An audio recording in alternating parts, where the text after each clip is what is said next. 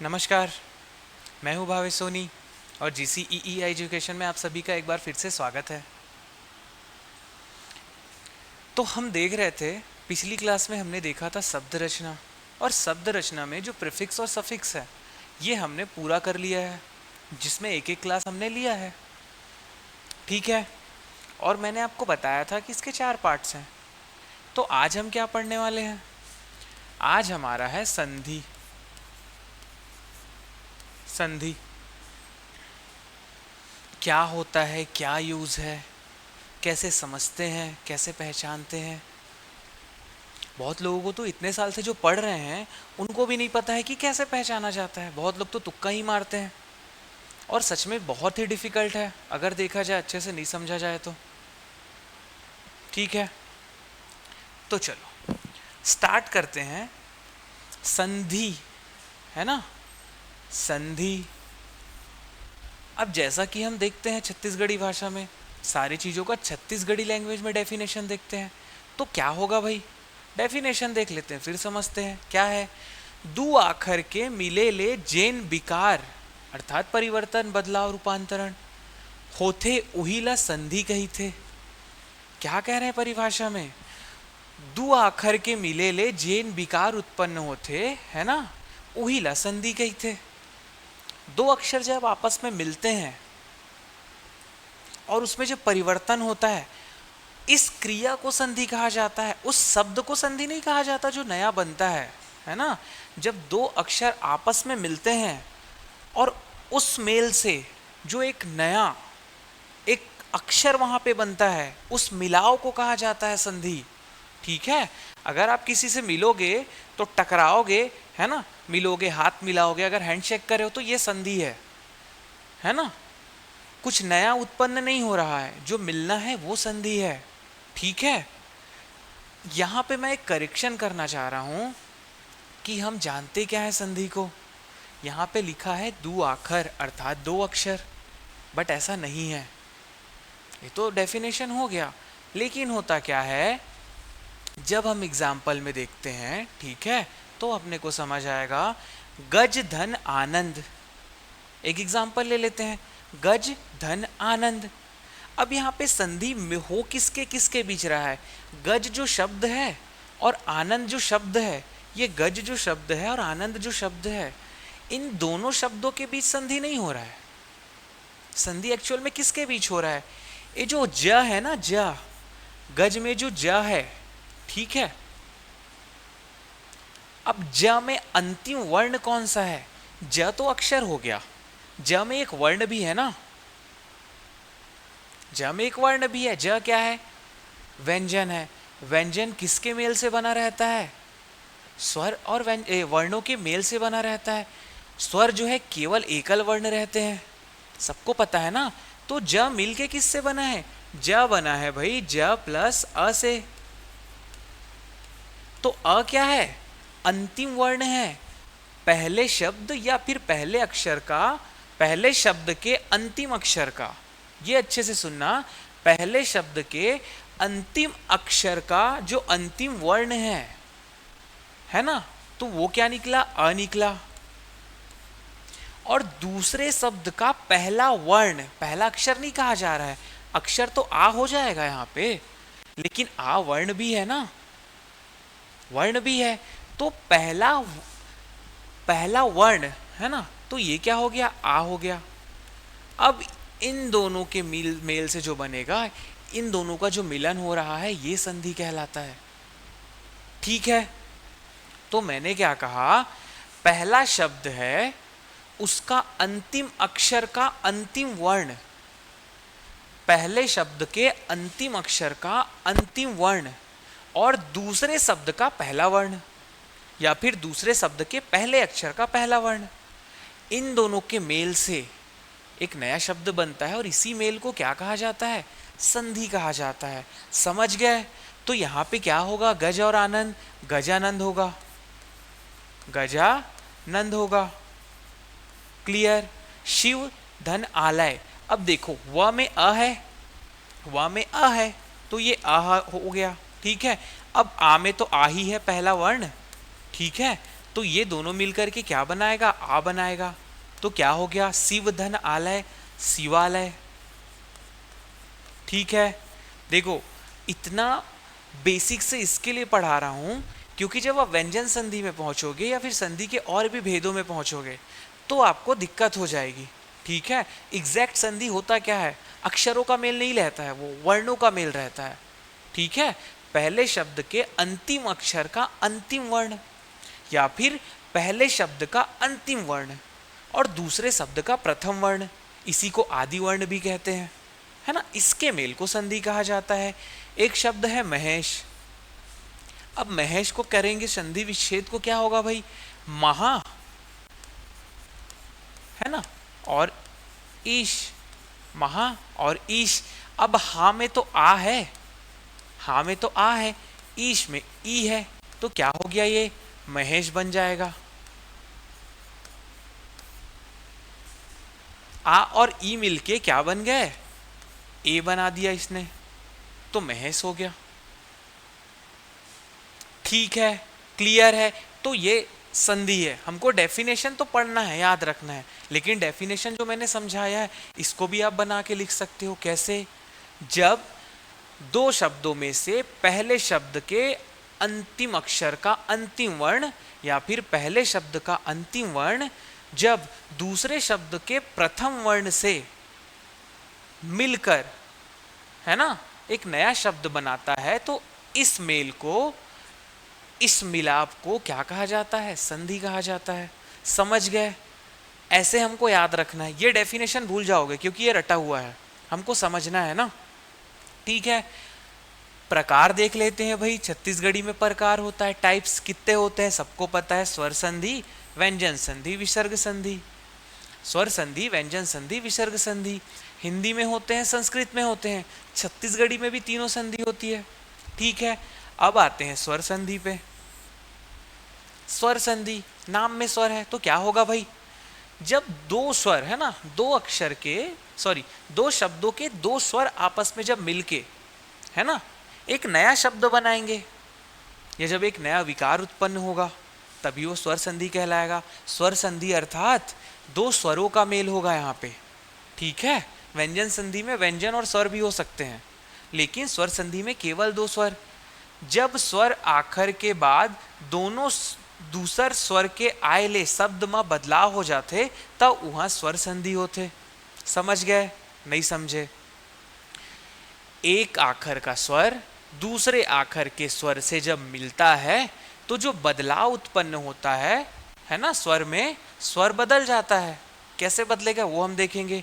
तो उसी बदलाव को स्वर संधि कहा जाता है। इससे हमको ये निश्चित होता है कि वहाँ पे स्वर संधि है, दो स्वरों के मेल से जब बदलाव होता है, और ये बदलाव भी स्वर ही बनता है, स्वर के मेल से स्वर ही बनेगा। ठीक है, जैसे कि देख लेते हैं स्वर संधि का भाई, परम धन आनंद, सबको पता है क्या होगा, परमानंद। अब ये कैसे परमानंद हो गया, परम धन आनंद परमानंद, क्योंकि यहाँ पे अ है म में और ये क्या है, आ ही है आनंद का। ठीक है, दोनों मिलाकर के क्या बन गए, आ ही तो बनाया इन्होंने, आ, दीर्घ बन गया। लंब धन उदर, लंब में ब में क्या है, आ है, उदर में ऊ है। अब आ और ऊ मिलकर के क्या बनाएंगे, ओ बनाते हैं, तो ये क्या हो जाएगा, लंबोदर हो जाएगा। ठीक है, अब सर बोलोगे ओ कहाँ से आ गया, तो ये अभी नियम पढ़ेंगे, अभी तो खाली स्वर संधि देखे हैं कि स्वर संधि होता क्या है। ठीक है, अब एक चीज आपको समझा रहा हूं कि जो स्वर संधि है ना, जो स्वर संधि है, कितने प्रकार की स्वर संधि हम जानते हैं। जैसे हिंदी में अगर बात करें तो कौन कौन सी स्वर संधि होती है भाई, एक होता है दीर्घ स्वर संधि, है ना, एक होता है दीर्घ स्वर संधि। उसके बाद लिख लो गुण स्वर संधि, क्या लिखना है, गुण स्वर संधि। तीसरा है अयादि स्वर संधि, अयादि स्वर संधि। अब इन तीनों संधियों को आप एक अलग से रखो, है ना, दीर्घ स्वर संधि, गुण स्वर संधि और अयादि स्वर संधि। इसके अलावा दो संधियां और हैं, क्या क्या है भाई? दीर्घ हो गया ना, वृद्धि स्वर संधि और यण स्वर संधि, है ना। चौथा वृद्धि स्वर संधि, पांचवा यण स्वर संधि।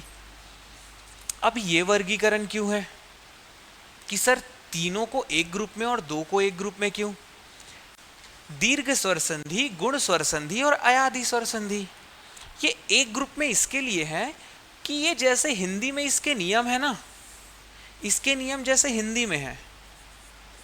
जब हम हिंदी में संधि पढ़ते हैं तो इन तीनों के नियम जैसे हिंदी में है, वैसे ही किसमें है? छत्तीसगढ़ी में भी हैं, ज्यों के त्यों, ज्यों के त्यों है। ठीक है, कैसे है ज्यों के त्यों? अभी देख लेते हैं। देखो, दीर्घ स्वर संधि, गुण स्वर संधि और अयादि स्वर संधि। दीर्घ स्वर संधि की परिभाषा क्या है? हिंदी में आप बहुत अच्छे से पढ़ चुके हो। इसके लिए यहाँ पे जो मेन चीज है जिससे आपको पहचानना है, क्वेश्चन क्या आएगा संधि से? आपको संधि पहचानने को कहा जाएगा कि आप पहचानिए कि कौन सी संधि है, या फिर आपको दो शब्द दिए रहेंगे, उसको मिला करके एक नया शब्द बनाना रहेगा। वो तो शब्द भी बनाना है और संधि का नाम भी बताना है कि कौन सी संधि से बना है। ठीक है, इसके लिए जो मूल चीज है उसको आपको पकड़ना है। ठीक, तो दीर्घ स्वर संधि को दीर्घ स्वर संधि क्यों कहते हैं भाई? क्योंकि इसमें जब समान, है ना, समजातीय स्वर मिलते हैं, जब दो समजातीय स्वर, समजातीय स्वर किसको कहेंगे? जैसे अ और आ समजाती हैं, ए और ए ये समजाती हैं, ई और ई ये समजाती हैं, उ और उ ये समजाती हैं। तो जब दो समजातीय स्वर मिलेंगे तो उसमें से जो दीर्घ रहेगा ना, हमने हश्व और दीर्घ पढ़ा है, अ हश्व है, आ दीर्घ है, ई हश्व है, ई दीर्घ है, ए हश्व है, ए दीर्घ है, उ हश्व है, उ दीर्घ है। ठीक है, तो जब दो समजातीय स्वर मिलेंगे और उसमें से अगर दोनों दीर्घ रहे, दोनों हश्व रहे, या फिर एक हश्व या और एक दीर्घ रहे, तीन कंडीशन हो सकती है, या तो दोनों दीर्घ रहे, दोनों हश्व रहे, या फिर एक दीर्घ और एक हश्व। तो कैसा भी कंडीशन रहे वो बनेगा क्या? केवल और केवल वो क्या बनेगा भाई? वो बनेगा दीर्घ, है ना। वो हमेशा दीर्घ बनेगा। मतलब आ या फिर या फिर आ ये है तो आ ही बनेगा। ई हो तो ई ही बनेगा, समझ गए? तो दीर्घ ही बनेगा। एग्जाम्पल हम देख चुके हैं, जैसे शिव आलय ये हमने देखा था, तो ये आ और ये आ, है ना, आ और ये आ। शिव का व का आ, छोटा आ हश्व आ, और आ का आलय का आ, ये दोनों मिलाकर के आ बनाएंगे तभी तो शिवालय बनेगा। क्या बनेगा? शिवालय बनेगा। ठीक है, उसी प्रकार परम और आनंद, म में आ है, आनंद में आ है, हश्व और दीर्घ हो गया, ये दीर्घ बन जाएगा। ठीक है, तो क्या बनेगा? परमानंद बनेगा, मां बन गया। ठीक है, उसी प्रकार भानु और उदय। अब भानु न में छोटा ऊ है और उदय, उदय में भी छोटा ऊ है। अब ये दोनों मिलकर के बड़ा ऊ बनाएंगे, तो भानु प्लस उदय का क्या होगा? भानुदय होगा। क्या होगा? भानुदय होगा। तो ये दीर्घ स्वर संधि है, जैसा हम हिंदी में पढ़ चुके हैं वैसा ही ज्यों का त्यों छत्तीसगढ़ी में रहेगा। गुण स्वर संधि को देखते हैं। गुण स्वर संधि का हिंदी में नियम क्या है भाई? गुण स्वर संधि का हिंदी में नियम क्या है? अ और ई मिलके ए बनाते हैं। अ और ई, छोटा आ और छोटा ई मिल करके ए बनाते हैं, छोटा ए बनाते हैं। और अ और उ मिल करके ओ बनाते हैं, छोटा आ और छोटा ऊ मिल करके ओ बनाते हैं। केवल दो ही नियम है इसमें, आ और ई मिलके ए बनाएंगे और आ और ओ मिलके ओ बनाएंगे। ठीक है, ये हिंदी में है, तो यही छत्तीसगढ़ी में भी है। तो ये कैसे होगा? जैसे महा और ईस, महा और इस, है ना। अब महा, हा में क्या है भाई, आ है ना, आ है, और ईस में ई है, क्या है, ई है। तो हमने क्या देखा है, आ और ई मिलकर के क्या बनाएंगे, ए बनाएंगे, है ना। तो ये क्या हो जाएगा, महेश हो जाएगा। उसी प्रकार सुर और ईस, र में आ है, सुर में र में आ है, ईस में ई है, तो आ और ई मिलकर के क्या बनाते हैं, ए बनाएंगे ना, तो सुरेश हो जाएगा। क्लियर है। उसी प्रकार फिर महा धन उत्सव, अब ह में आ है और उत्सव में ऊ है, अब आ और ऊ मिलकर के क्या बनाते हैं, ओ बनाते हैं, है ना, हिंदी में पढ़े हैं। तो क्या हो जाएगा, ये महोत्सव हो जाएगा। तो ये गुण स्वर संधि ज्यो का त्यों हिंदी के समान। अब देखते हैं अयादि स्वर संधि। अब अयादि स्वर संधि ये अलग चीज है। अयादि स्वर संधि में हमको केवल एक चीज याद रखनी है कि जो वर्ण है ना, ए जो वर्ण है, ए छोटा है हश्व है, क्योंकि बड़ा है तो छत्तीसगढ़ी में नहीं होता है, लेकिन ये तो हिंदी के जैसा रहेगा, तो यहाँ पे दोनों देख सकते हैं। तो जो हश्व ए है, इसके बाद कोई भी भिन्न स्वर आए, प्रथम जो शब्द है उसका अंतिम वर्ण अगर ए है और उससे जुड़ने वाला कोई दूसरा शब्द अगर ए के बजाय दूसरे किसी वर्ण से प्रारंभ होता है ना, तो क्या नियम होते हैं। अर्थात अगर संधि हो रही है ए और किसी अन्य वर्ण की, ए की संधि ए के साथ छोड़ के किसी भी वर्ण के साथ हो रही है, किसी भी दूसरे स्वर के साथ, किसी भी दूसरे स्वर के साथ, ए स्वर का मेल या फिर ए स्वर की संधि किसी भी अन्य स्वर के साथ हो रही है, तो वो केवल और केवल क्या हो सकता है, अयादि स्वर संधि हो सकता है। केवल और केवल अयादि स्वर संधि। कैसे, अगर ए के बाद, है ना, ए के बाद कोई भी दूसरा स्वर आए तो क्या हो जाएगा, जो हश्व ए है उसका ए हो जाएगा, हश्व ए का ए हो जाएगा, दीर्घ ए का आय हो जाएगा, दीर्घ है तो आय रहेगा, ओ का आओ हो जाएगा और आओ का आओ हो जाएगा। समझ गए। ह्रस्व ए का ए हो जाएगा, दीर्घ ए का आय हो जाएगा, ओ का औ हो जाएगा और आओ का आओ हो जाएगा।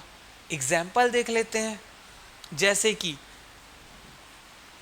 हश्व ए का क्या हो गया, ए होगा, तो ने धन अन, ने धन अन, तो ने धन अन में ने में क्या है, ए है ना, अन में क्या है, अन में अ है, मतलब अलग वर्ण है ना, ए के समान नहीं है। और यही तो बोला जा रहा है ना डेफिनेशन में, अयादि स्वर संधि के ए का मेल ए के साथ ना हो तब ये कंडीशंस है। तो ए और अ का मेल हुआ तो ने धन अन में क्या हो जाएगा भाई, ए बन जाएगा, है ना। तो ये मिलकर के क्या बना, नयन बना, नयन, ए आ गया।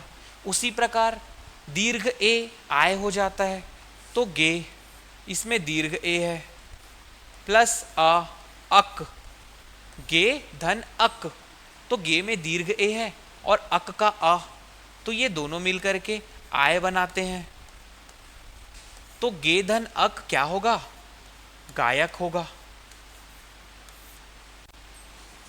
उसी प्रकार ओ और औ है, ओ क्या हो जाएगा, औ हो जाता है। कब हो जाता है देखते हैं, जैसे भो, भो में क्या है, ओ है, भो में ओ है ना।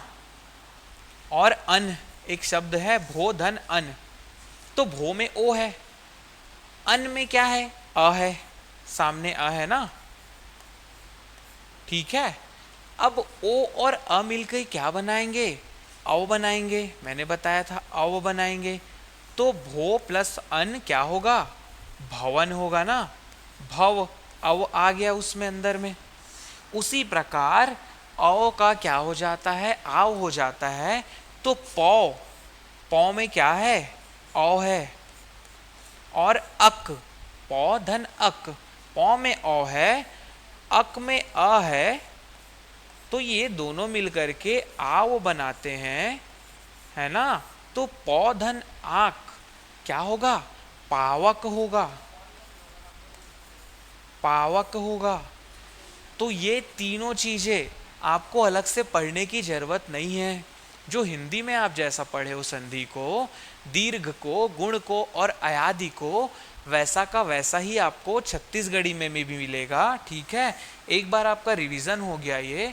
ठीक, तो जो अलग चीज है वो है हमारा वृद्धि स्वर संधि और यण स्वर संधि। वृद्धि स्वर संधि और यण स्वर संधि जो है ये हमको छत्तीसगढ़ी में हिंदी से अलग मिलेगा। इसके लिए इस चीज को मैंने कैटेगराइज कर दिया कि आप जो देखोगे दीर्घ स्वर संधि, गुण स्वर संधि और अयादि स्वर संधि, ये आपको हिंदी के जैसे ही मिलेंगे जो भी अभी मैंने बताया, अभी हमने देखा। और जो वृद्धि स्वर संधि और यण स्वर संधि है वो हमको किसके जैसे मिलेगा, छत्तीसगढ़ी में कुछ विसंगतियां हैं, अलग चीजें हैं। ठीक, उसको देख लेते हैं। तो अब देख रहे हैं हम, क्या देखेंगे, वृद्धि स्वर संधि। अब वृद्धि स्वर संधि में केवल और केवल आपको यहां पे मिलेंगे केवल दो नियम, हिंदी के जैसा नहीं है, होगा भी। तो इसमें मैंने थोड़ा सा इसको समराइज कर दिया है। जहां से क्वेश्चन आता है, जैसे क्वेश्चन आता है, हमको केवल उतना ही पता रहना चाहिए, ज्यादा पता नहीं करना है। एग्जाम क्वालिफाई करना है ना, ठीक है, एग्जाम क्वालिफाई करना है। हिंदी तो बहुत विस्तृत है, व्याकरण भी बहुत विस्तृत है, हमको एग्जाम निकालना है। तो जो आना है, जो आता है, हमको केवल वही पढ़ना है, बेसिक और प्रैक्टिस क्वेश्चंस। किसी भी चैप्टर को बेसिकली आप रेडी कर लो जो इंपॉर्टेंट है, और क्वेश्चन लगाओ, केवल यही है ना, फॉर्मूला जो है। तो वृद्धि स्वर संधि, अब वृद्धि स्वर संधि का केवल दो नियम है। वृद्धि स्वर संधि केवल दो नियम से बन सकता है ना भाई। उस नियम को आपको पहचानना है। कभी भी संधि रहा उस नियम को लगा के देखो, लग रहा है कि नहीं, नहीं लग रहा है तो नहीं है, लग रहा है तो है। क्या है भाई, आ और ए, आ और ए, छोटा ए है ना, क्योंकि बड़ा ए तो छत्तीसगढ़ी में होता नहीं है। दोनों मिलके छोटा ए बनाते हैं, समझ गए। अ, हश्व अ और हश्व ए मिल करके हश्व ए बनते हैं। उसी प्रकार दीर्घ आ और हश्व अ ए मिल करके भी हश्व ए बनाते हैं। तो इसमें बनना तो केवल हश्व ए ही है। दीर्घ स्वर संधि में पहले नियम में केवल हश्व ए बनेगा, लेकिन बनने के नियम हैं, एक है हश्व अ और हश्व ए मिलकर के हश्व ए बनाएंगे। दूसरा है दीर्घ आ और हश्व ए मिलकर के ए बनाएगा। तो हश्व ए जो है अ और आ से मिलके हश्व ए बनता है, अपने आप में ही समाहित कर लेता है। ठीक है, चलो एग्जाम्पल देख लेते हैं। एग्जाम्पल देख लेते हैं, जैसे कि एग्जाम्पल यहां पे लेते हैं 1 + 1, 1 + 1। अब 1 + 1 में क्या है, यहां पे है क में आ है, क में क्या है, अ है, और 1 में ए है। अब नियम क्या कहता है, ह्रस्व अ और ह्रस्व ए मिलकर के क्या बनेंगे, ह्रस्व ए बनेंगे। तो 1 और 1 मिलकर के क्या बन गए भाई, क्या बन गए,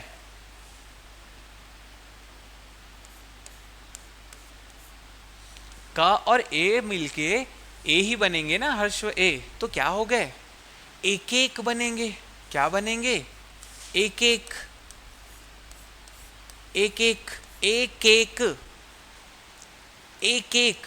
लेकिन अगर ये हिंदी में होता तो क्या होता, हिंदी में ये बनता एक एक, है ना। तो यही डिफरेंस है ना। ये एक एक बन जाता, लेकिन छत्तीसगढ़ी में एक एक बनेगा। उसी प्रकार से दीर्घ आ और ह्रस्व ए मिलकर के कैसे बनाते हैं? एक शब्द है सदा धन एव, सदा धन एव। अब सदा, दा में क्या है? दा में आ है, दीर्घ आ, ए में ए है, ह्रस्व ए, दोनों मिलकर के क्या बनाते हैं? ह्रस्व ए। तो सदा और एव मिलकर के क्या बनेंगे छत्तीसगढ़ी में? सदैव, सदैव। लेकिन एक्चुअल में हिंदी में क्या होता है? ये सदैव होता है, हिंदी में सदैव होता है, लेकिन छत्तीसगढ़ी में क्या बनेगा? सदैव बनेगा। क्लियर है? उसी प्रकार से अब ये पहला नियम हो गया वृद्धि स्वर संधि का। इस नियम को आपको याद रखना है, बहुत इजी है। अ और ए मिलके ए बनेंगे और आ और ए मिलकर के भी ए बनेंगे। अब दूसरा नियम क्या कहता है वृद्धि स्वर संधि का? दूसरा नियम आपको याद भी करने की जरूरत नहीं है। क्या कहता है दूसरा नियम? कि जब, केवल इसको देख लो, ह्रस्व ए की बात हो रही थी, अब दीर्घ ए की बात होगी। जैसे आ, ह्रस्व अ और दीर्घ आ, ह्रस्व आ और दीर्घ आ जब मिलेंगे दीर्घ ए से, ठीक है, तो क्या क्या बनेगा? ठीक है, तो देखो, ह्रस्व अ और दीर्घ आ जब दीर्घ ए से मिलेंगे तो कोई परिवर्तन नहीं होता है। सुन लो भाई, कोई परिवर्तन नहीं होगा। जब ह्रस्व अ और दीर्घ आ अलग अलग दीर्घ ए से मिलेंगे तो कोई परिवर्तन नहीं होगा। ठीक उसी प्रकार ह्रस्व अ और दीर्घ आ जब ओ से मिलेंगे ना तो भी कोई परिवर्तन नहीं होगा। हिंदी में होता है, छत्तीसगढ़ी में नहीं होगा। ये दूसरा नियम है वृद्धि स्वर संधि का। क्या कहा मैंने? कि जब अ और आ अगर दीर्घ ए से मिलेंगे तो भी कोई परिवर्तन नहीं होगा, और यही ह्रस्व और दीर्घ आ जब ओ से मिलेंगे तो भी कोई परिवर्तन नहीं होगा। केवल यही नियम है। अब परिवर्तन नहीं होगा तो शब्द कैसे बनेगा? तो देखो, जैसे शब्द है धन धन ऐश्वर्य, धन धन ऐश्वर्य। अब ना में क्या है? आ है, धन धन ऐश्वर्य, ना में आ है, ऐश्वर्य में दीर्घ ए है, दीर्घ ए है ना। और मैंने बोला है कि इसमें से तो कुछ दूसरा वर्ण निकलता ही नहीं है, परिवर्तन ही नहीं होता है। तो क्या हो जाएगा भाई? इन दोनों शब्दों को आपको एक साथ लिखना रहेगा, बीच में डैश देके। जैसे कि क्या होगा? केवल और केवल डैश आएगा इसमें, डैश, डैश समझते हो? ऋण, डैश आ जाएगा। जैसे धन लिखा है, धन लिख दो, डैश लगा दो, ऐश्वर्य लिख दो। उसी प्रकार से महा, महा में आ है, धन ऐश्वर्य इसमें ए है, तो क्या हो जाएगा? ये महा लिख दो, डैश लगा दो, ऐश्वर्य लिख दो। उसी प्रकार वन है, वन में अ है और ओ औषधि, वन धन औषधि, न में आ है, वन के न में आ है, औषधि, औषधि में ओ है, और अ और ओ मिलकर के क्या बनेंगे? कुछ तो बनता ही नहीं है। तो क्या लिखेंगे?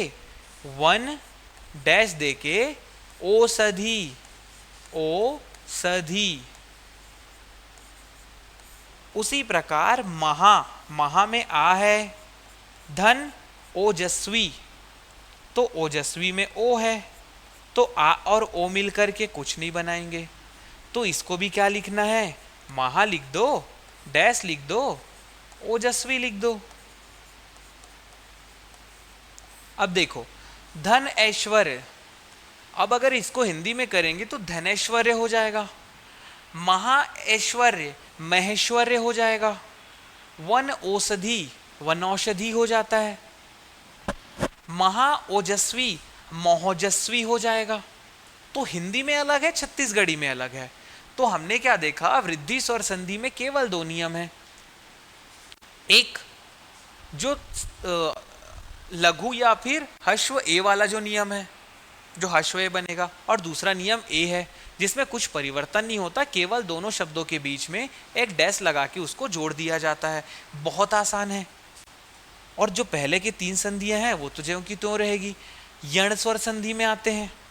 यण स्वर संधि भी बहुत विशेष है भाई। क्या विशेष है? अगर छत्तीसगढ़ी के लिए देखेंगे बहुत ही आसान है यण स्वर संधि।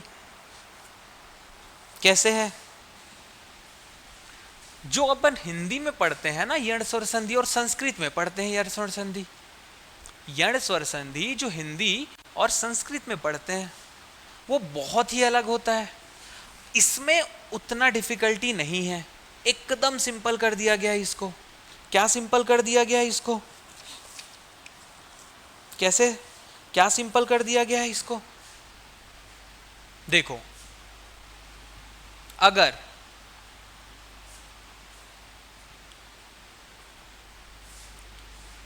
ये जो पांच वर्ण है ना, ई ई उ री, ये पांच वर्ण हैं। क्या है? ई उ और री, है ना। लघु ई या हश्व ई, दीर्घ ई, लघु उ, हश्व दीर्घ उ, है ना।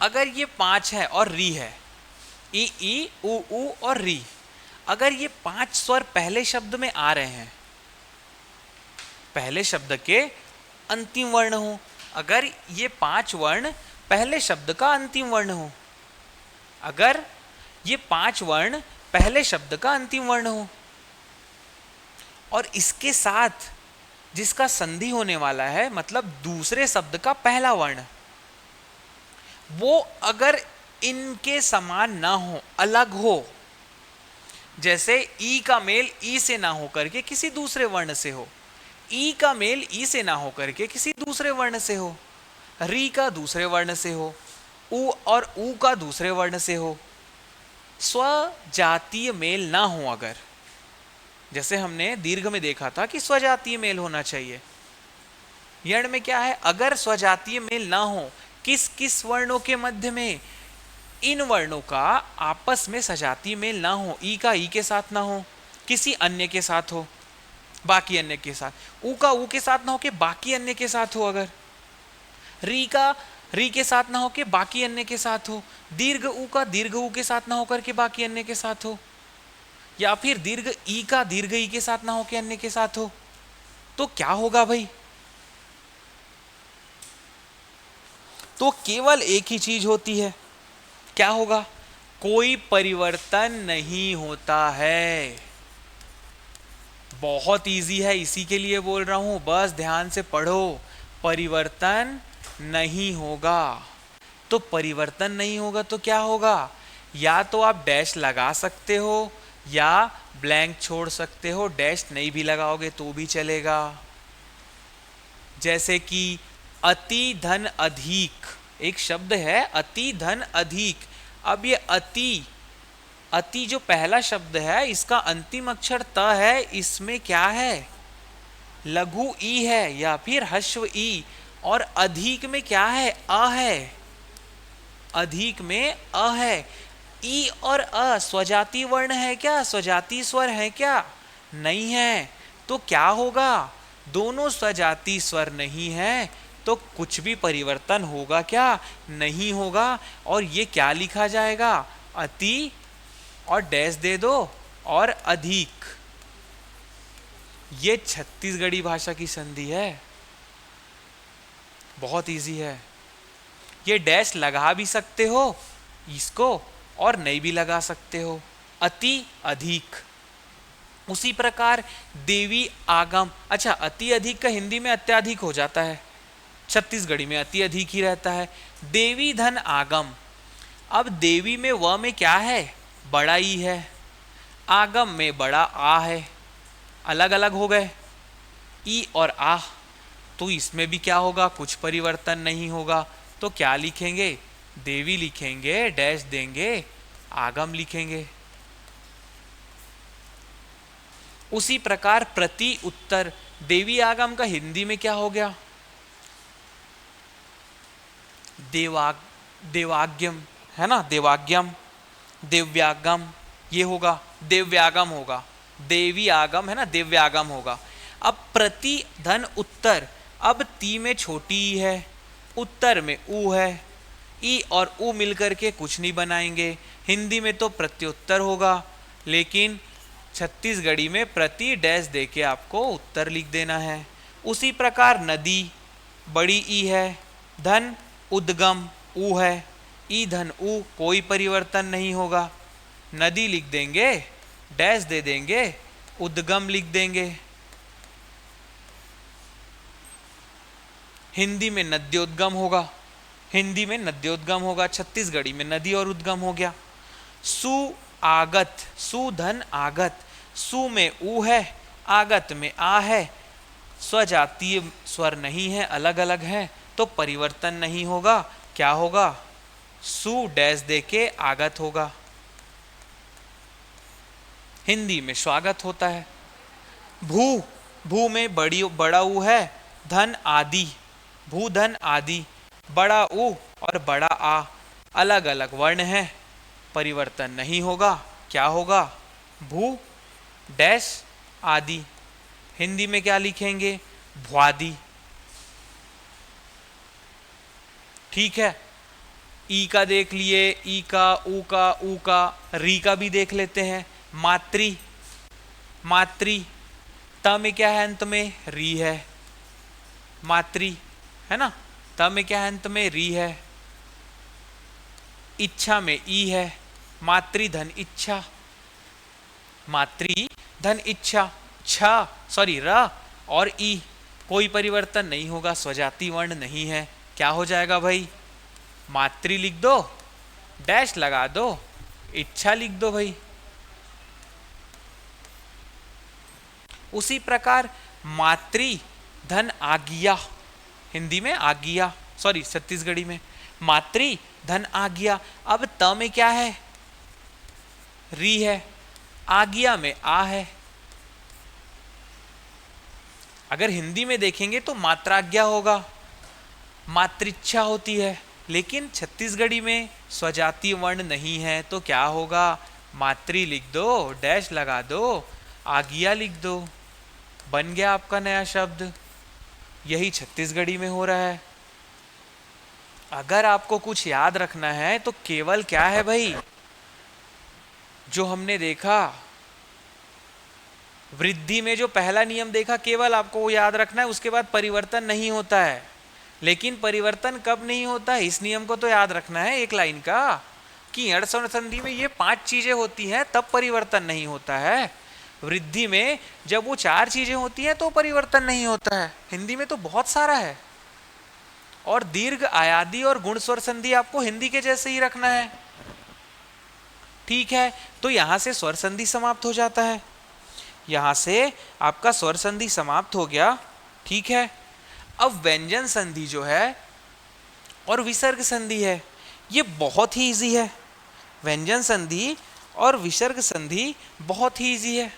कैसे है, देखो, व्यंजन संधि क्या होगा, व्यंजन संधि क्या होगा, उसमें स्वरों का मेल था, यहाँ पे व्यंजनों का मेल रहता है। यहाँ पे क्या रहेगा, व्यंजनों का मेल रहेगा, व्यंजनों का मेल। अब ऐसा नहीं है कि व्यंजनों का मेल केवल व्यंजनों से होगा, व्यंजनों का मेल स्वरों से भी होगा। एक स्वर और एक व्यंजन हो सकते हैं, दोनों व्यंजन हो सकते हैं, ये भी होगा। ठीक है, चलो, इसके लिए आपको केवल और केवल 3 नियम देखने हैं, और बहुत ही एकदम बहुत ही आसान नियम है। क्या है, एक है, पहला है छ का नियम, छ, छतरी, छोटा छतरी वाला छतरी, छ का नियम। छ का नियम क्या कहता है, छ का नियम क्या कहता है कि अगर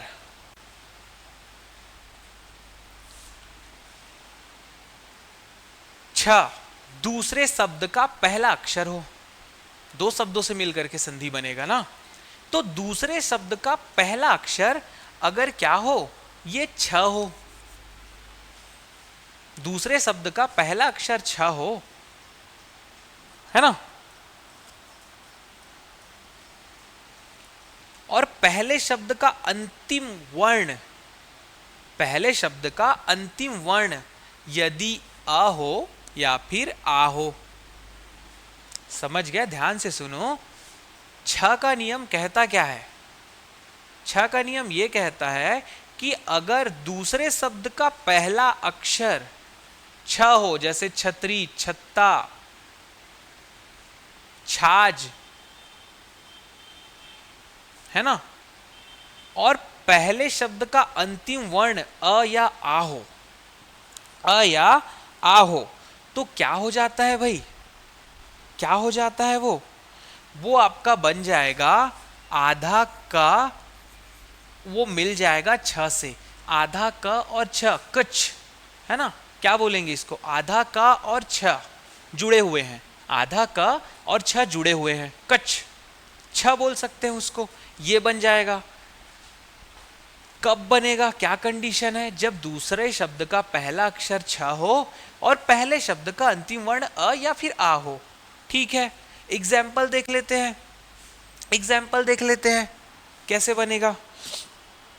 एग्जाम्पल क्या है?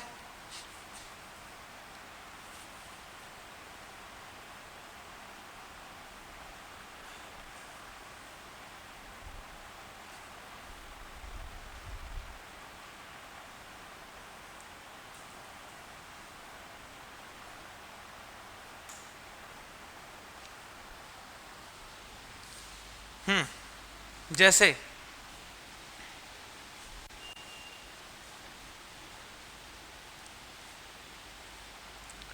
जैसे एक शब्द है ना, अन धन छादन, अन धन छादन, अन धन छादन।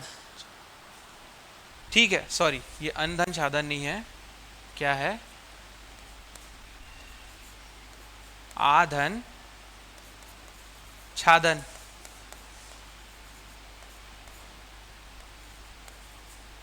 आधन छादन।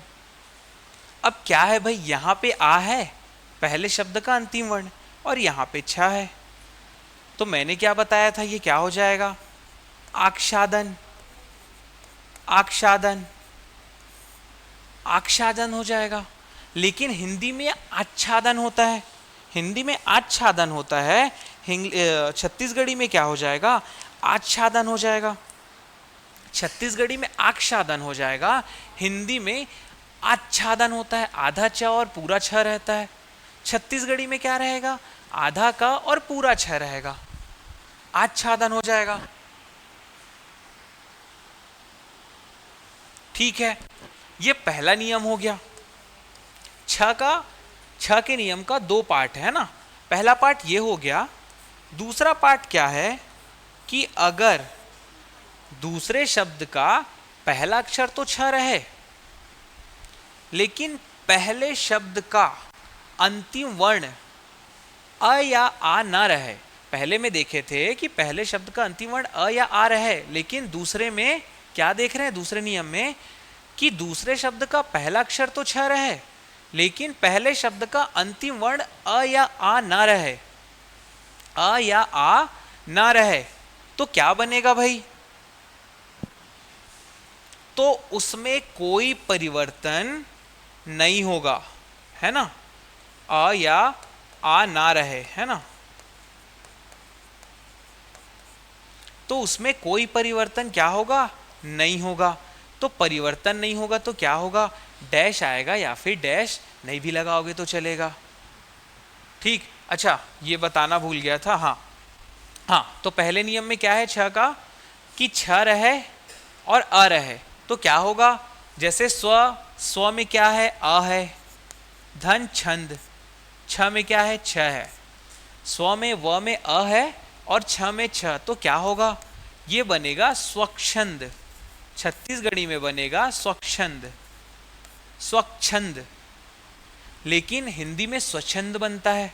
ठीक उसी प्रकार आ है और छादन है, तो ये क्या होगा, आच्छादन होगा, लेकिन हिंदी में आच्छादन होता है, हिंदी में आच्छादन होगा।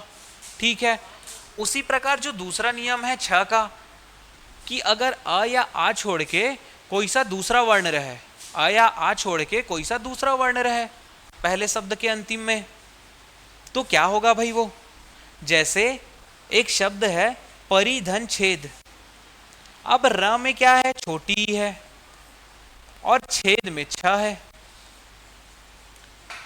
तो मैंने क्या बताया, परिवर्तन कुछ भी नहीं होगा, तो केवल क्या लिख देना है हमको, परि लिखना है, डैश देना है, छेद लिखना है, परिच्छेद, या फिर डैश नहीं भी दे सकते हैं तो क्या लिखेंगे, परिच्छेद लिखेंगे, हिंदी में परिच्छेद होगा।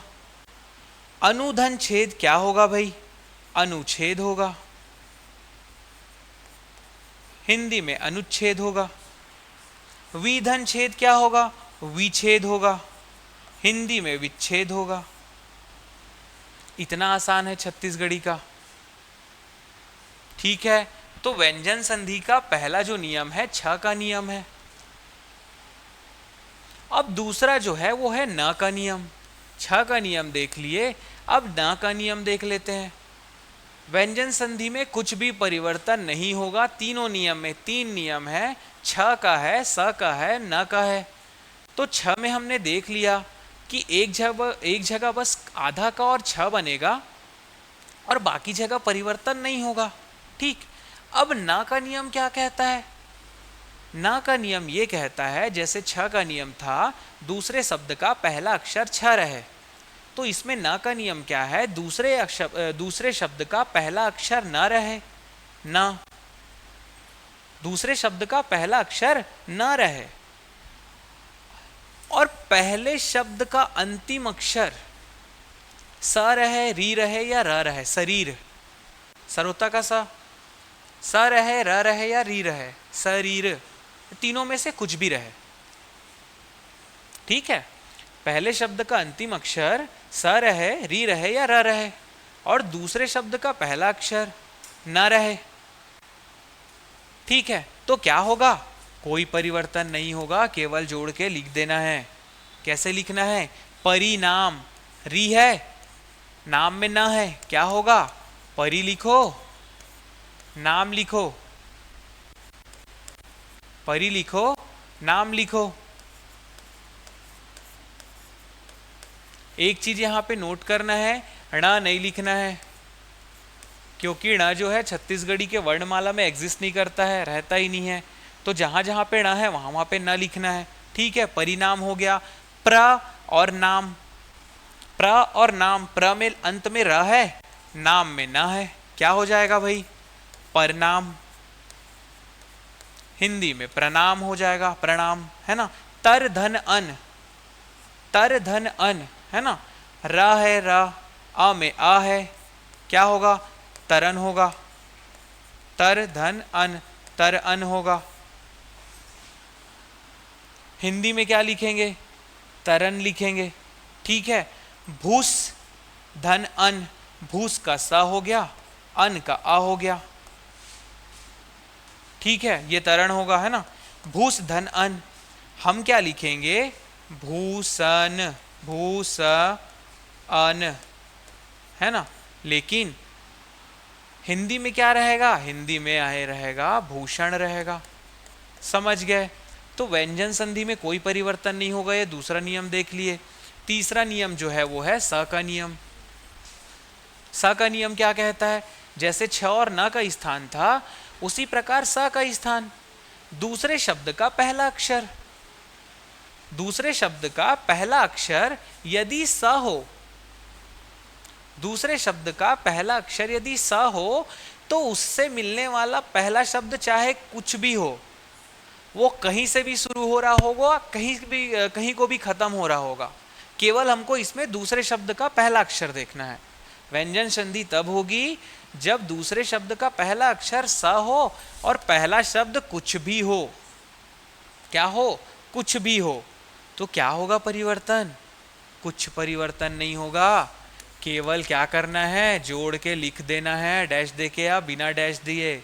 जैसे वी धन सम, स आ गया, अब वी रहे कुछ रहे हमको नहीं लेना देना है, सीधा लिख देना है जोड़ के, वी सम। सुधन समा, सुधन समा, दूसरे शब्द का पहला अक्षर स है ना, अब ये सूर है कि पूर है कि लूर है, कुछ नहीं लेना देना, क्या होगा, सुसमा। ठीक है। वी धन साध, साध में सा है, अब ये वी रहे कि कुछ रहे, क्या होगा, विषाद। इसमें क्या है, स के नियम में स कौन सा, षटकोण का स एग्जिस्ट नहीं करता, न के नियम में न एग्जिस्ट नहीं करता, नहीं करता। तो ये व्यंजन संधि हो गई, छ का नियम, न का नियम और स का नियम, केवल 3 नियम। ठीक है। अंत में देख लेते हैं विसर्ग संधि, जो कि बहुत ही इजी है। विसर्ग संधि में आप बुक्स में देखोगे आपको 5-6 नियम मिलेंगे, लेकिन उतना नियम है नहीं, केवल 2-3 नियम में काम हो जाता है, 2 ही नियम में काम हो जाता है। कैसे? अब विसर्ग संधि क्या होगी भाई, ज्यादातर आपको जो पहला शब्द है वो विसर्ग वाला मिलेगा, पहले शब्द के अंत में विसर्ग का चिन्ह रहेगा, तो समझ जाना विसर्ग संधि है। ठीक है। अब देखो विसर्ग संधि में क्या होता है, विसर्ग संधि में ना इस विसर्ग का क्या होता है, परिवर्तन होता है। विसर्ग संधि में इसी विसर्ग का परिवर्तन होता है। विसर्ग संधि में इसी विसर्ग का परिवर्तन होगा, तो हमको केवल उस विसर्ग पर गौर करना है। ठीक है। अब इसके लिए नियम क्या हो जाता है, पहला नियम क्या हो जाता है, पहला नियम कहता है कि विसर्ग कभी कभी स हो जाता है। पहला नियम क्या कहता है, विसर्ग स हो जाता है। विसर्ग क्या हो जाता है, स हो जाता है। लेकिन कब होता है स भाई, जब सामने एक स्वर रहे, पहले शब्द में स्वर के बाद विसर्ग लगा रहे, और दूसरा शब्द व्यंजन रहे, दूसरा शब्द व्यंजन रहे। समझ गए? मतलब इसमें स्वर है, विसर्ग है और व्यंजन है, तीनों है, संधि के तीनों अंग हैं, इसमें तीनों टाइप्स आ जाते हैं विसर्ग संधि में। पहला जो शब्द है, ध्यान से सुनना, पहले शब्द का अंतिम वर्ण वो स्वर रहना चाहिए, उसके साथ विसर्ग लगे रहना चाहिए, और दूसरा शब्द व्यंजन होना चाहिए, दूसरा शब्द व्यंजन होना चाहिए। तो क्या होगा परिवर्तन इसमें, विसर्ग जो है वो स बन जाएगा। कैसे, देखते हैं। निह धन कपट, निह धन कपट, अब नी में क्या है भाई, निह धन कपट में नी में ई है, फिर विसर्ग है, अब कपट में का है। अब क्या बन जाएगा बोला हूं मैं, स बन जाएगा, लेकिन ये आधा सा बनेगा, आधा सा बनेगा विसर्ग, पूरा नहीं बनेगा। तो निह धन कपट, तो क्या बन जाएगा, निष्कपट। क्या बन जाएगा, निष्कपट, आधा सा बनेगा। उसी प्रकार निह धन छल, अब नी में ई है छोटी, विसर्ग है, और छल में छ है ना, व्यंजन है ना छ, तो ये क्या हो जाएगा, निश्चल बन जाएगा। हिंदी में निश्चल बन जाएगा, छत्तीसगढ़ी में निश्चल बनेगा। उसी प्रकार निह धन ठुर है, ठ व्यंजन है, निह में ई है और विसर्ग है, तो क्या बन जाएगा, निष्ठुर बन जाएगा। क्या बन जाएगा, निष्ठुर बन जाएगा।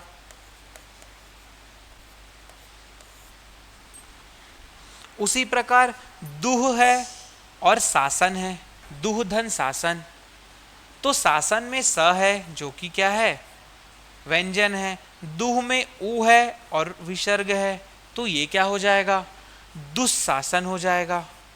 दु आधा सा पूरा सा और शासन। लेकिन अगर हिंदी में देखेंगे तो ये दुशासन होता है, शक्कर का सा आ जाता है। ठीक है, उसी प्रकार है दुचरितर। चरितर का चा आ गया, ये उ आ गया, विसर्ग हो गया, तो क्या होगा ये दुश्चरितर। दुश्चरितर। ठीक है, तो सा हो जाता है विसर्ग, ये नियम समझ लिए।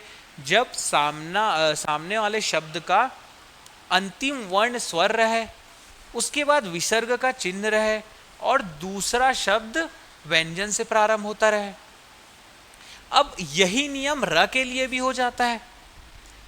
दूसरा नियम जो है र हो जाता है, जो विसर्ग है वो क्या हो जाता है, वो र हो जाता है। कब होगा? वही नियम है, स्वर रहेगा, विसर्ग रहेगा और व्यंजन रहेगा। लेकिन इस बार जो व्यंजन है वो संघोष व्यंजन रहेगा। व्यंजन कौन सा रहेगा? संघोष व्यंजन रहेगा। संघोष व्यंजन किसको कहते हैं? घोष या संघोष एक व्यंजन होते हैं और अघोष एक अलग व्यंजन होता है। 10 संघोष व्यंजन होते हैं, 10 अघोष व्यंजन होते हैं। आप लोग मैसेज करके बताइएगा 10 संघोष और 10 अघोष व्यंजन के नाम। और उसको याद कैसे करना है? याद करने का तरीका एकदम है, 5 सेकंड का है, मैं बता दूंगा, लेकिन आप मेरे को लिख के बताना उसको। ठीक है, अब क्या हो जाएगा? र हो जाएगा। लेकिन व्यंजन कैसे होने चाहिए? संघोष होने चाहिए। ठीक, तो देखते हैं। निह, निह में वही है, स्वर है, विसर्ग है, बल में ब है जो कि व्यंजन है और संघोष है। तो क्या हो जाएगा भाई? ये परिवर्तन होगा क्या? नहीं, क्या होगा? र बनेगा, निर्बल। हिंदी में निर्बल होगा, छत्तीसगढ़ी में निर्बल होगा। उसी प्रकार निह धनजन है, निह में ई है, सॉरी है ना, निह में ई है, विसर्ग है और ज है जन का, जो कि संघोष है। तो क्या हो जाएगा? ये निर्जन बनेगा। हिंदी में निर्जन बनेगा। अंतः धन धान, अंतः धन धान, है ना। तो अंतः में क्या है? अ है, विसर्ग है और ये ध है धान का। तो क्या बन जाएगा भाई? अंतर ध्यान, अंतर धान। और हिंदी में अंतर ध्यान, ये हो जाता है। पुनः जन्म, है ना। अब न में अ है, न में क्या है? अ है और विसर्ग है, जन्म का ज, क्या हो जाएगा? पुनर्जन्म, पुनर्जन्म। हिंदी में पुनर्जन्म होगा। दुह धन उपयोग, दुह में ऊ है, विसर्ग है, उपयोग का क्या है?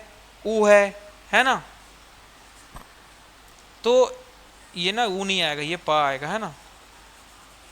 ठीक है, प। तो क्या हो जाएगा? ये दुर उपयोग, है ना, दुर उपयोग आएगा वो, है ना। दुर होगा और उपयोग होगा। ठीक है, लेकिन हिंदी में देखेंगे तो वो दुरुपयोग होता है। ठीक है, तो ये स का नियम हुआ और ये र का नियम हुआ, जो कि विसर्ग का है। स का नियम और र का नियम। अब विसर्ग का अंतिम नियम जो है वो एकदम इजी है, वो सारा कुछ नहीं है। क्या रहेगा कि अगर पहले शब्द का, जैसा हमने देखा था, क्या रहेगा? स्वर रहेगा, है ना। पहले शब्द का अंतिम वर्ण स्वर्ण, स्वर, फिर विसर्ग, और वो मिलेगा कैसे? दूसरे शब्द के व्यंजन से। लेकिन यहाँ पे दूसरे शब्द का पहला वर्ण अ रहना चाहिए। पहले शब्द का अंतिम वर्ण स्वर प्लस विसर्ग प्लस दूसरे शब्द का प्रथम वर्ण जो है या प्रथम अक्षर वो अ रहना चाहिए। तो क्या होगा? अगर ऐसा है तो कोई परिवर्तन नहीं होगा, केवल और केवल ये जो विसर्ग है ना, इसका लोपन हो जाएगा, इसका लोप हो जाएगा, विसर्ग का लोप हो जाएगा बिना किसी परिवर्तन के। जैसे मनः धन अभिलाषा, मनः धन अभिलाषा में न क्या है? स्वर है जिसमें अस्वर है, अस्वर और विसर्ग, है ना। अभिलाषा में अ है, तो क्या हो जाएगा भाई ये, मन लिख लो, डैश देना है तो दे दो, नहीं देना है तो डायरेक्ट इसी से साथ जोड़ के क्या लिख दो, अभिलाषा लिख दो। और अगर ये हिंदी में लिखते हैं तो ये अलग हो जाएगा, जो एस वाला जो अ बनता है ना वो बनता है इसमें मन, फिर ऐसे करके ड जैसे बनता है मन अभिलाषा, ऐसा हो जाता है। ठीक है, उसी प्रकार मनः धन अनुकूल, तो न में अ है, विसर्ग है, अनुकूल का अ हो गया, मिल करके क्या बन गया, मन अनुकूल, मन अनुकूल। तो ये विसर्ग संधि है। आधा स का नियम, र का नियम, और ये है जो अंतिम वाला अविसर्ग धन अ, बहुत इजी है। एक क्लास में अगर संधि समाप्त हो जा रही है आपकी, तो आपको ये समझना चाहिए कि कितना बेसिक है, कितना शॉर्ट में है। नहीं तो 3 क्लास तो इसको लगा ही लेता छत्तीसगढ़ी की भाषा में। ठीक है, थोड़ी सी लंबी हो गई ये क्लास क्योंकि खत्म करना था। 2 अलग से नियम है जो कि छत्तीसगढ़ी संधि में अलग से हैं, बहुत इंपॉर्टेंट नियम है। ठीक है, छत्तीसगढ़ी की संधि में 2 अलग से इंपॉर्टेंट नियम है, वो संधि का नहीं है लेकिन विशेष है। जैसे कि पहला है माँ प्लस माँ का नियम, जब 2 माँ आपस में मिलेंगे तो एक माँ का लोप हो जाता है। जब 2 माँ आपस में मिलेंगे तो ये जो एक माँ है ना उसका लोप हो जाता है। कैसे हो जाएगा, जैसे एक शब्द है तुम लिखो, तुम धन मन, तुम धन मन, क्या हो जाएगा भाई, क्या लिखते हैं, तुम धन मन को तुमन लिखेंगे तो एक जो म है वो हट गया, हमन, हम धन मन लिखते हैं अगर तो क्या हो जाता है, हमन हो जाता है, तो एक म का लोप हो गया। उसी प्रकार जो दूसरा नियम है ता धन हा का नियम, ये ता और ध मिलकर के क्या बनाते हैं, थ बनाते हैं, थर्मस का था। ता और ह, ता और ह मिलकर के क्या बनाएंगे, थ बनाएंगे। जैसे कि शब्द है छत्तीसगढ़ी में जो हम यूज करते हैं, जात, है ना, धन हौ, जात धन हौ, जात धन हौ, यहाँ पे त आ गया, यहाँ पे ह आ गया, तो मिलकर के क्या बनाते हैं, जाथों, जाथों, है ना। उसी प्रकार आत धन हौ, ह है और त है, ह है और त है, क्या बन जाएगा, आथों, आथों। ठीक है, ये हो जाता है। 2 नियम और है, लेकिन उस 2 नियम को जानने से अच्छा है कि आप एक चीज याद रख लो कि कभी भी छत्तीसगढ़ी भाषा में कभी भी ये जो थ है ना, थ के जस्ट पहले, थ के जस्ट पहले किसी भी शब्द में, छत्तीसगढ़ी का कोई भी शब्द हो, व हो गया और ह हो गया, ये कभी भी नहीं आएगा। जो थ एक अक्षर है, थ के जस्ट पहले ह और व ये नहीं आएगा, इसको ध्यान में रख लेना, ये बहुत उपयोगी है। ठीक है, जहां कहीं पे भी आपको ऐसा शब्द मिले जिसमें बीच में थ के जस्ट पहले ह या व आ रहा हो तो समझ जाना गलत है, उसको हटा देना, लोप कर देना उसका। ठीक है, तो ये आपका था पूरा संधि का क्लास आज का। ठीक है, आज हमको खत्म करना था करके थोड़ा सा लंबा ले लिए हम।